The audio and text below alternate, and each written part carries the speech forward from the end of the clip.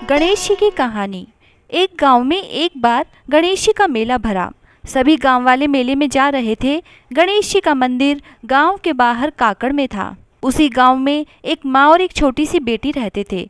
वह बहुत गरीब थे। बेटी ने माँ से पूछा कि माँ, आज सब लोग कहाँ जा रहे हैं। माँ बोली कि आज गणेश जी का मेला है, सब गणेश जी को भोग लगाने और दर्शन करने जा रहे हैं। बेटी ने कहा, माँ मैं भी मेला देखने जाऊंगी। माँ बोली कि बेटी बहुत भीड़ है, कहीं पर दब जाएगी, चित जाएगी, कौन संभालेगा। बेटी जिद करने लग गई तो माँ ने उसे 2 चूरमे के लड्डू दिए और एक पानी का लोटा दिया और बेटी से कहा कि बेटी, एक लड्डू तो गणेश जी को खिलाकर पानी पिला देना और एक लड्डू तुम खा लेना। वह लड़की मेला देखने चली गई। मेले में बहुत भीड़ थी, फिर भी वह छोटी सी लड़की हिम्मत करके मंदिर तक जा पहुंची और गणेश जी के सामने बैठ गई और कहने लगी, गणेश जी महाराज, एक लाडू तुझको, एक लाडू मुझको। और ऐसे ही बार बार बहुत देर तक बोलती रही, एक लाडू तुझको, एक लाडू मुझको। अब शाम हो गई, सारे गांव वाले अपने अपने घर जाने लगे। सब उस छोटी सी छोरी को कहते रहे कि घर चलो, अभी रात हो जाएगी, जंगली जानवर खा जाएंगे। लेकिन वह नहीं गई और कहने लगी कि गणेश जी लड्डू नहीं खाएंगे तब तक घर नहीं जाऊंगी। सबने कहा कि हमने भी चढ़ाया है, तुम भी चढ़ा दो। लेकिन वह नहीं मानी और कहती रही, एक लाडू तुझको, एक लाडू मुझको। गणेश जी ने सोचा सब चले गए, ये अकेली रह गई।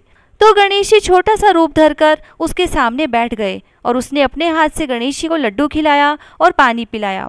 गणेश जी बहुत खुश हुए और कहा कि तुम भी खा लो। तो उस छोटी सी छोरी ने भी लड्डू खा लिया। अब गणेश जी बोले कि हम तुमसे प्रसन्न हैं, कुछ मांग लो। तो बच्ची बोली, जो भी मैं मांगूंगी वो सब दोगे। तो गणेश जी ने सोचा कि छोटी सी बच्ची है, क्या मांगेगी। गणेश जी ने कहा, जो भी मांगोगी वही दे देंगे।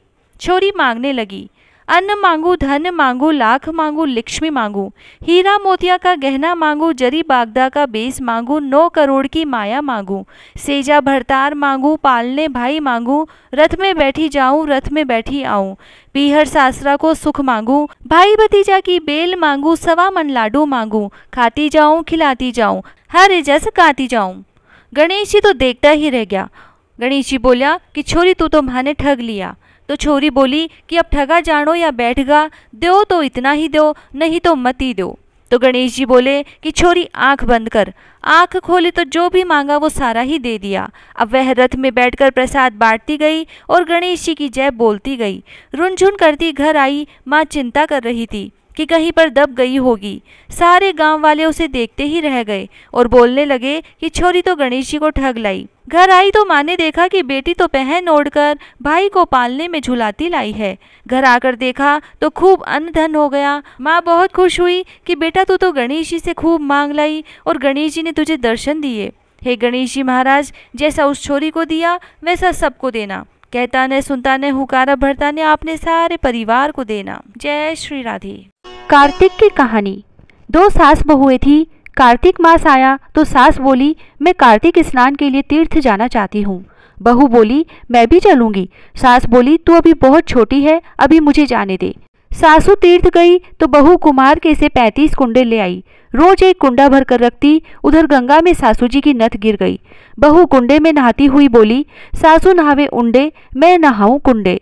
इतने में गंगा की धारा कुंडे में आ गई। साथ में सासू जी की नथ भी आ गई। बहू ने नथ पहचान ली और अपनी नाक में पहन ली।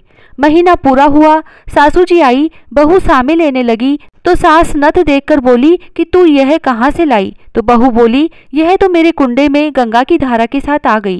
पर सास ने कुछ ध्यान नहीं दिया। फिर सास बोली कि मुझे ब्राह्मण भोज करना है। तो बहू बोली कि सासू जी, 2 ब्राह्मण मेरे भी जिमा दो, मैंने भी कार्तिक स्नान किया है। तब सास ने कहा कि तूने कहाँ कार्तिक स्नान किया। तो बहू बोली, ऊपर चलो, मैं आपको बताती हूँ। ऊपर गए तो देखा सारे कुंडे सोने के हो गए। बहू बोली, मैं रोज कुंडा भर कर रखती और सुबह जल्दी उठकर नहाती और उल्टा करके रख देती। तब सासू जी बोली कि बहू, तू तो बहुत भाग्यवान है जो साक्षात गंगा जी तेरे पास आई। तूने श्रद्धा और विश्वास से कार्तिक स्नान किया तो भगवान ने तुझे फल दिया। दोनों सास बहू ने धूमधाम से ब्राह्मण जिमाकर दक्षिणा देकर विदा किया। हे गंगा मैया, जैसे बहू पर कृपा की, उसको कार्तिक स्नान कराया, वैसे हम सबको कराना। तुलसा जी की कहानी। कार्तिक के महीने में सब कोई तुलसा माता को सींचने जाती। सब कोई तो सींच के आ जाती, पर एक बुढ़िया माई आती और तुलसा माता से रोजाना कहती, तुलसा माता सत की दाता, मैं बिड़ला सींचू तेरा, तू कर निस्तारा मेरा। तुलसा माता अड़ुआ दे लडुआ दे, पीतांबर की धोती दे, मीठा मीठा ग्रास दे, बैकुंठ का वास दे, चटके की चाल दे, पटके की मोत दे, चंदन का काठ दे, झालर की झिनकार दे, साई का राज दे, दाल भात का जीवन दे, 11 का दिन दे, कृष्ण का कांधा दे। इतनी बात सुनकर तुलसा माता सूखने लगी। भगवान ने पूछा कि तुम्हारे पास तो इतनी औरतें आती हैं, तुम्हें जिमाती है, गाती हैं, तो भी तुम कैसे सूखने लगी? तुलसा माता ने कहा कि एक बुढ़िया माई आती है जो रोजाना इतनी बात कहकर जाती है। मैं और तो सब कुछ दे दूंगी, पर आप कृष्ण जी का कांधा कहाँ से दूंगी?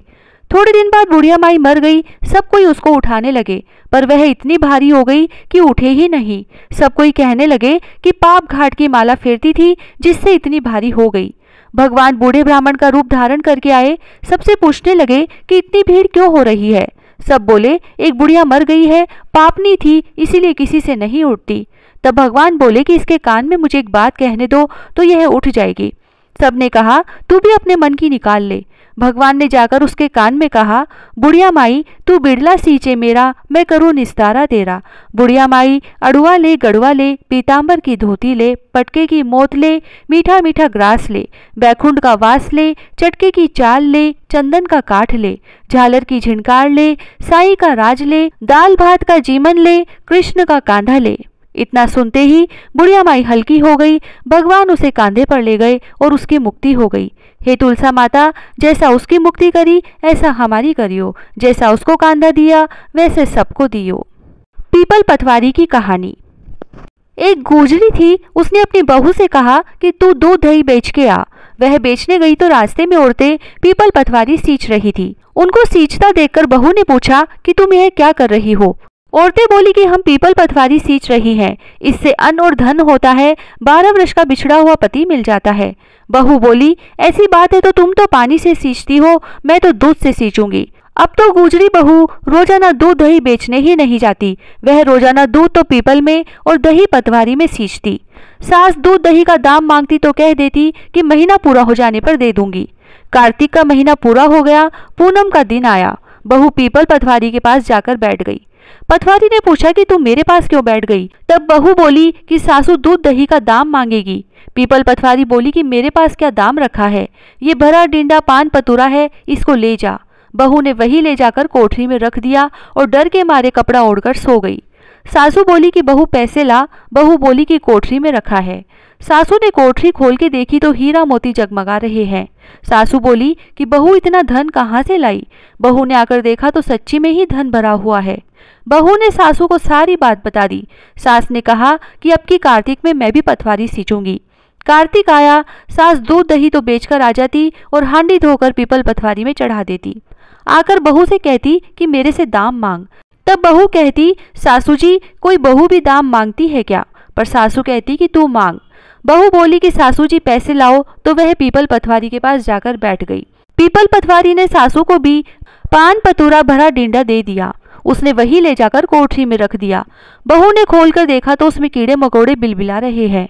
बहू ने कहा, सासू जी यह क्या है? तब सास ने आकर देखा और बोलने लगी कि पीपल पटवारी तो बड़ी दोगली पटपीटन है, इसको तो धन दिया और मुझको कीड़ा मकोड़ा दिया।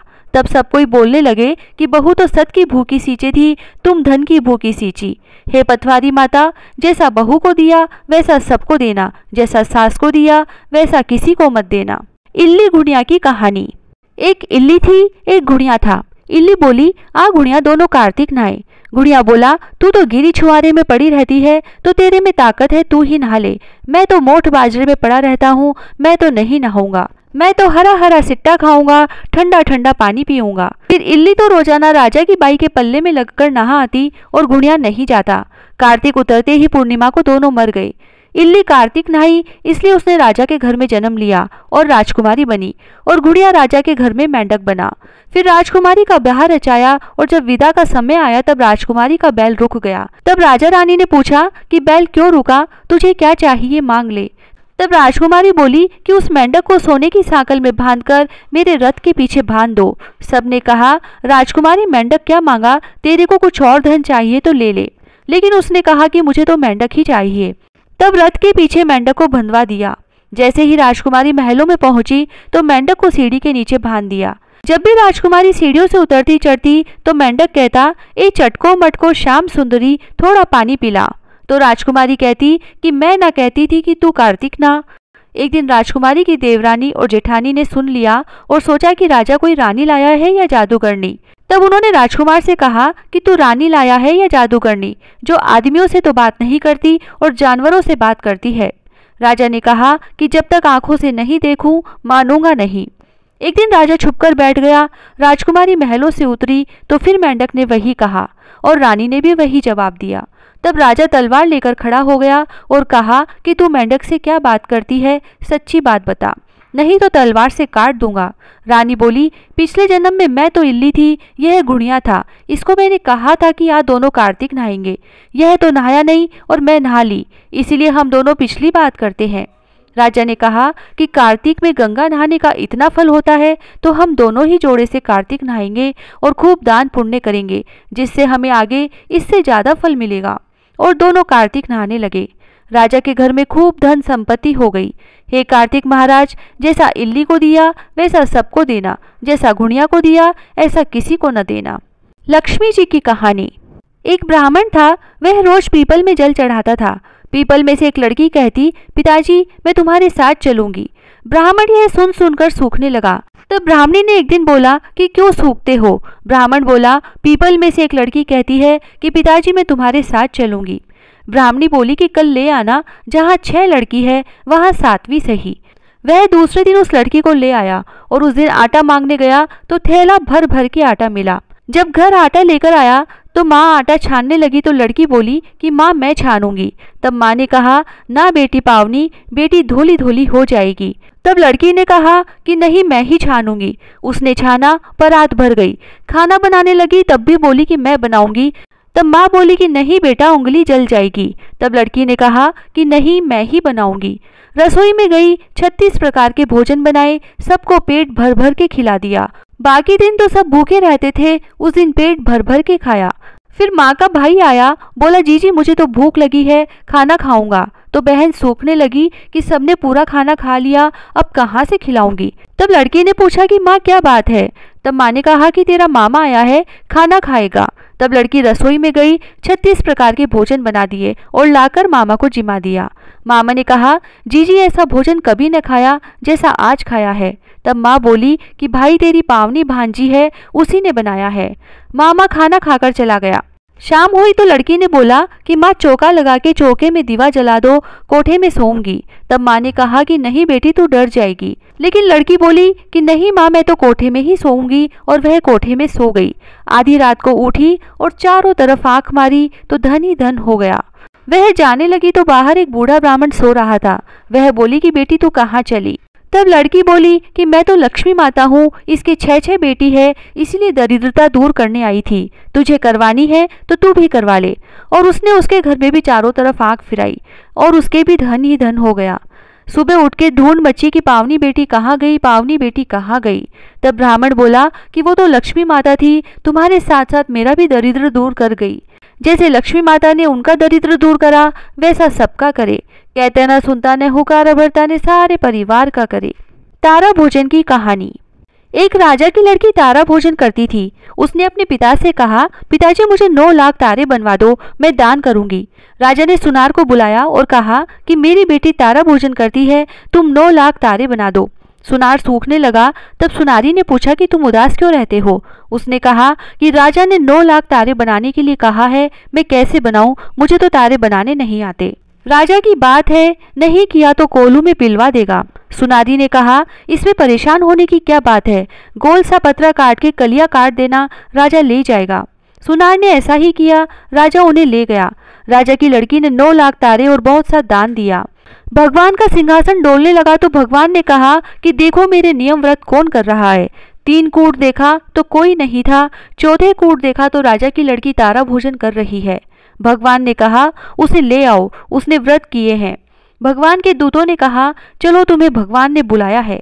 उसने कहा, मैं ऐसे नहीं जाऊंगी, मैं तो सारी प्रजा को और उस सुनार को जिसने मेरे लिए तारे बनाए हैं, जिसने मेरी कहानी सुनी है, सबको लेकर जाऊंगी। तब दूत उसके लिए बड़ा विमान लाए कि चलो। वह कहने लगी कि हाँ, अब मैं चलूंगी। सब विमान में बैठकर जाने लगे, लेकिन रास्ते में उसे अभिमान हो गया कि मैं तारा भोजन व्रत नहीं करती तो सबको स्वर्ग कैसे मिलता। तब दूत ने उसे वहीं से नीचे उतार दिया कि तुम्हें अभिमान हो गया है। दूत भगवान के पास पहुंचे तो भगवान ने कहा, इन सब में तारा भोजन व्रत करने वाली कौन सी है? वे बोले कि उसने अभिमान किया, इसलिए उसे हम छोड़ आए। भगवान बोले कि नहीं नहीं, उसे लेकर आओ। लड़की ने 7 बार क्षमा मांग ली है। क्षमा क्षमा क्षमा क्षमा क्षमा, क्षमा करो भगवान। जैसे राजा की लड़की को स्वर्ग लोक मिला, वैसे ही भगवान सबको स्वर्ग लोक देना। लपसी तपसी की कहानी। एक लपसी था, एक तपसी था।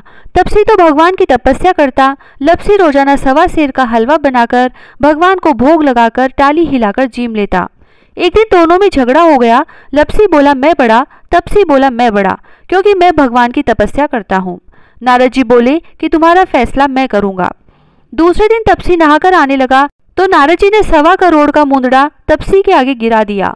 उसने आंख खोलकर देखा तो मुंदड़ा पड़ा था। उसने उठाकर पैर के नीचे दबा लिया और तपस्या करने लगा। उधर लपसी ने 1.25 सेर का हलवा बनाकर भगवान को भोग लगाकर टाली हिलाकर जीम लिया। इतने में नारद जी आए और दोनों को अपने पास बैठाया। दोनों पूछने लगे कि कौन बड़ा है। नारद जी ने तपसी से कहा कि अपना पांव हटा। पांव हटाते ही मुंदड़ा निकला। तब नारद जी बोले कि मुंदड़ा चुराने से तेरी तपस्या भंग हो गई है, इसीलिए लपसी बड़ा है। तपसी कहने लगा कि मुझे मेरी तपस्या का फल कैसे मिलेगा। नारद जी बोले कि तेरी तपस्या का फल कार्तिक नहाने वाली देंगी। सब कहानी कहकर तेरी कहानी नहीं कहेंगी तो कार्तिक का फल तुझे हो जाएगा। धोती देकर अंगोछा नहीं देंगी, सीधा देकर दक्षिणा नहीं देंगी, ब्राह्मण जिमाकर दक्षिणा नहीं देंगी, दीवा चासकर हाथ न जोड़े तो तेरा पुण्य होगा, कपड़ा देके बटन न लगावे, दाहिने हाथ नाड़ा बांधे तो सबका फल तुम्हें हो जाएगा। और इतना कहकर नारद जी चले गए। लपसी को फल लपसी ने हो जो, तपसी को फल तपसी ने हो जो, माँ की कथा कहानी को फल माँ ने हो जो। राई दामोदर की कहानी। एक छोटी सी छोरी थी, कार्तिक नहाया करती थी। कार्तिक का महीना पूरा हुआ तो सब औरतें बातें करने लगी कि गंगा जी जावे कि जमुना जी जावे कि हरिद्वार जावे। तब एक जनी बोली कि मैं तो राई दामोदर भगवान जिमाऊंगी। तब लड़की बोली कि वो कैसे होते हैं। तब वह औरत बोली कि मोर मुकुट गल वैजंती हाथ पीताम्बर, ऐसे है राई दामोदर भगवान। तब लड़की ने कहा, अच्छा ऐसे है राई दामोदर भगवान। वह घर गई, भगवान की रसोई बनाई और मंदिर में आई और बोली कि आओ मेरे भगवान जीमो। मंदिर में भगवान नहीं मिले। मंदिर से शहर गई, शहर से जंगल, जंगल से पहाड़ों पर चढ़ गई। सुबह से शाम हो गई भगवान को पुकारते हुए। भगवान सोचने लगे कि यह ऊपर से गिर जाएगी, इसको तो दर्शन देने ही पड़ेंगे। भगवान ब्राह्मण का रूप रखकर आए और बोले कि चल बेटा, मैं ही तेरा भगवान हूँ, मुझे जिमा दे। तब वह बोली कि तुम मेरे भगवान नहीं हो। तब भगवान बोले तो तुम्हारे भगवान कैसे हैं? तो लड़की ने कहा, मेरे भगवान तो मोर मुकुट गल वैजंती हाथ पीताम्बर, ऐसे है मेरे भगवान। तब भगवान जी बोले कि तेरे भगवान ऐसे हैं? लड़की ने कहा, हाँ ऐसे ही है मेरे भगवान। तब भगवान ने चतुर्भुजी रूप दिखाया तो लड़की ने कहा, हाँ हाँ तुम ही तो मेरे भगवान हो। वह आगे आगे बावली सी भागी जाए, पीछे पीछे भगवान आवे। भागी भागी संग सहेलियों के घर गई, मेरे घर भगवान आए, मेरे घर भगवान आए। तब सब बोली कि हाँ इसके घर में भगवान आए थे। एक दो जनी बोली, देखे तो सही कैसे हैं इसके भगवान। जिनके भाग्य में भगवान के दर्शन थे उन्होंने आकर भगवान के दर्शन पाए। हे राई दामोदर भगवान, जैसे उस छोरी को दर्शन दिए वैसे सबको देना। कहता न सुनता न हुकारा भरता न सारे परिवार को देना। सूर्य भगवान की कहानी। सूर्य नारायण भगवान और राणा देव जी आपस में बातें कर रहे थे। राणा देव जी पूछ रही थी कि भगवान आप सुबह सुबह कहाँ जाते हो? सूर्य भगवान ने कहा कि हम तो पूरी सृष्टि को पूरने जाते हैं और देखते हैं कि हम किसी को भूल तो नहीं गए, नगरी में कोई भूखा तो ना रहा। यह सुनकर राणा देव जी ने एक बार परीक्षा ली और उन्होंने एक चींटी को डिब्बे में बंद कर दिया और एक बछड़े को कोठे में बांध दिया और भगवान से पूछा कि आप पूरी नगरी को पूर आए क्या? तो सूर्य भगवान ने कहा कि हाँ हमने पूरी नगरी को पूर दिया। कीड़ी को कर्ण और हाथी को मण सबको उनकी श्रद्धा के हिसाब से दे दिया। तब राणा देव जी ने कहा कि कहीं किसी को भूखा तो न रखा? भगवान ने कहा कि हमने तो पूरी नगरी को खाना दे दिया, हमने किसी को भी नहीं छोड़ा। राणा देव जी ने कहा कि आप एक जगह खोलकर तो देखो। तो भगवान ने कहा कि तुम ही खोल कर देख लो, नहीं तो कहोगे कि तुरंत पूर दिया होगा। यह सुनकर राणा तेजी ने डिब्बी को खोलकर देखा तो चींटी चावल लेकर घूम रही है। कोठे को खोलकर देखा तो बछड़ा हरी हरी घास खा रहा है। ये देखकर राणा तेजी ने भगवान से पूछा कि आपने बंद में कैसे खाना दिया। तो सूर्य भगवान ने कहा कि हम तुम्हारे मन की बात जान गए थे, इसलिए जैसे ही तुमने चींटी को बंद किया हमने तुम्हारे तिलक का चावल गिरा दिया और बछड़े को कोठे में बांधने से पहले ही चारा डाल दिया था। हम तो पूरी नगरी को उठने से पहले ही व्यवस्था कर देते हैं। यह सुनकर राणा तेजी ने पांव पकड़ लिए और कहा कि सूर्य भगवान हमें माफ कर दो, हमने आपकी परीक्षा ली। भगवान ने कहा कि कभी भी एक पत्नी को अपने पति की परीक्षा नहीं लेनी चाहिए। राणा तेजी ने माफी मांगी और कहा कि हे भगवान, आप पूरे संसार को सदा ही पूरते रहना, कीड़ी को कर्ण और हाथी को मर्ण, कभी संसार में किसी को भूखा मत रखना। कहता न सुनता न हुकारा भरता ने अपने सारे परिवार की रक्षा करना। जय श्री राधे।